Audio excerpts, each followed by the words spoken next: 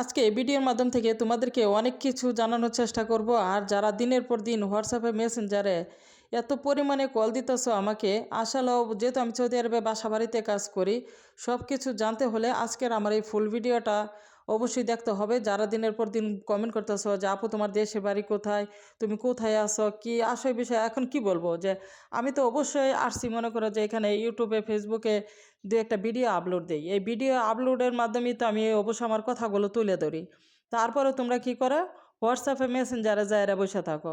আমি যে সৌদি আরবে বাসা বাড়িতে কত ঘন্টা কাজ করি সেটাও তো তোমরা ভালো করে জানো না।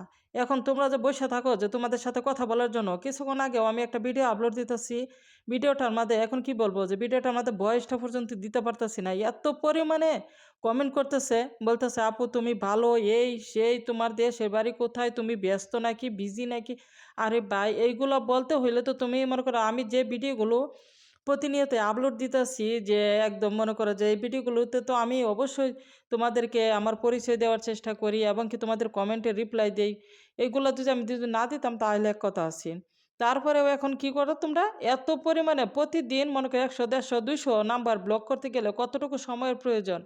আমার জানি না কিভাবে আমার এই ফেসবুকের মধ্যে মনে হয় নাম্বারটা আমার অ্যাড হয়ে গেছে। তো অনেকেই কমেন্ট করতেছে যে আপু আপনার নাম্বারটা কিভাবে পাইছে। আসলে ওটার মধ্যে কীভাবে অ্যাড হয়েছে আমি কিন্তু আসলে সর্বপ্রথম কিন্তু জানি নাই যে এটা কিভাবে অ্যাড হয়ে গেছে। তো আমি কয়েকজনের পরামর্শ নিছি যে আসলে ও নাম্বারটা কীভাবে এটা থেকে হাইড করা যায়। আমি নিজেও বুঝি না। যদি কেউ যদি এই নাম্বারটা যদি হাইড করা বুঝো, আমাকে হাইড করে দিতে পারো, নাম্বারটা আসলে খুবই উপকার হয়। কারণ আমি এটার কারণে দেখে গেছে যে আমি ভিডিও ঠিক মতন আপলোড দিতে পারি না। আর সৌদি আরবে বাসা বাড়িতে 18 ঘন্টার উপরে ডিউটি করতে হয়। একটু মনে করে খায়া শান্তি পাই না, বইসা শান্তি পাই না। এখন কি বলবো, যে এতটাই ক্লান্ত লাগে। তারপরেও যেহেতু ফেসবুকে ইউটিউবে কাজ করার জন্য আসছি, পরিশ্রম ছাড়া তো এই দুনিয়ার মধ্যে কেউই করবো না, তাই না? তো এই পরিশ্রম সবাই যদি পরিশ্রম করতে পারে, আমি কেন করব না?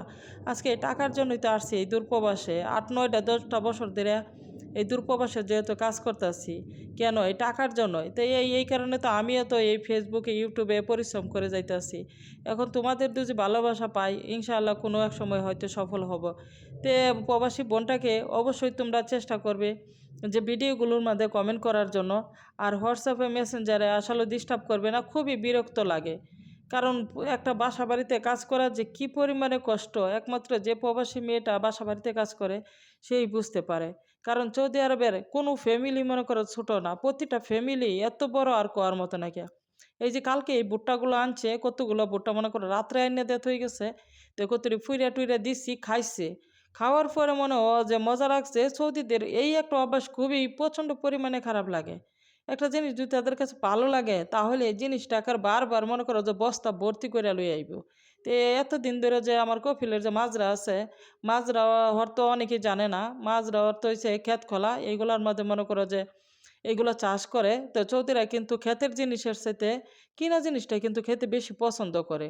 তো এই যে কালকে জানছে, বড় বড় মেয়েটা ভরতে দেখে বলতেছে যে অনেক মজা হয়েছে, পুড়ে টুড়ে দিছি, খাইছে, ভালো লাগছে। তো তার বাপের আবার মনে করো যে বলছে যে তার বাপের আনার জন্য। তো আজকে সকালবেলা কি করছে আবার, ওইটা গেরা এই বুটটা কত ডিল হয়েছে বস্তা পরে আইনের এত চিল্লাফেলা শুরু করছে। বুড়া মানুষ তো, বয়স হয়ে গেছে 80 বছরের উপরে, মাথা মনে হয় কাজ করে না, এতটাই চিল্লাফেলা করতেছে।